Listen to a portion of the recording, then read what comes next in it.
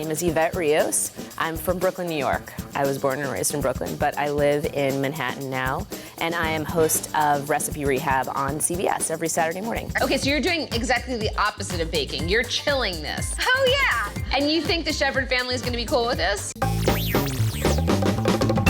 I grew up in Brooklyn, Puerto Rican parents that loved to do things by hand. My mom would always make slip covers, or she'd make her own window treatments. She was always very crafty. And my dad was the same. He had an obsession with clocks for a while. So he had just clocks all over the place. He would fix them, tinker with them. So I think that really influenced my career because I'm really a lifestyle person, a lifestyle expert. I kind of touch on all sorts of different things in the career that I've had, and I really attribute that to my Latin, super clingy.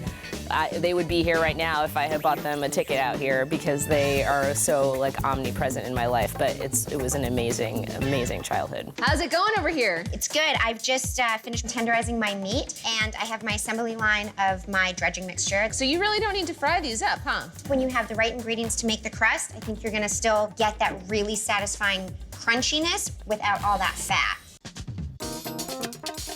It's a really fun concept for a show because it starts with a family with a homemade recipe. I mean, delicious stuff that you love, but you shouldn't be eating it all the time.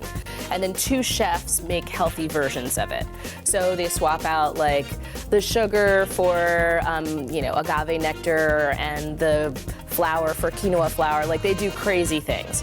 And then the family makes both of the recipes, and then they decide which one is their favorite.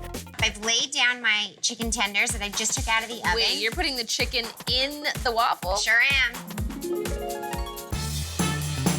So this is an amazing experience because I can just be the host of the show and, be the glue and help the viewers understand what the chefs are doing. And so it's really been such a godsend. It's been awesome.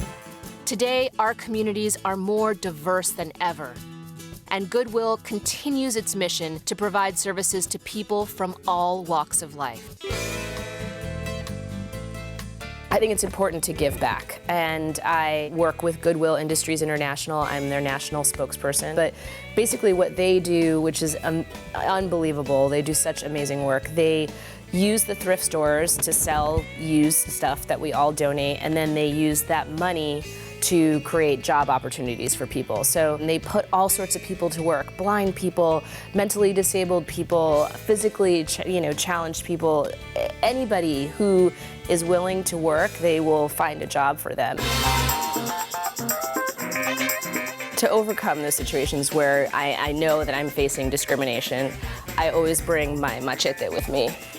No, I'm just kidding. I don't really bring my machete. But no, I do not do that. I feel like success is the best revenge.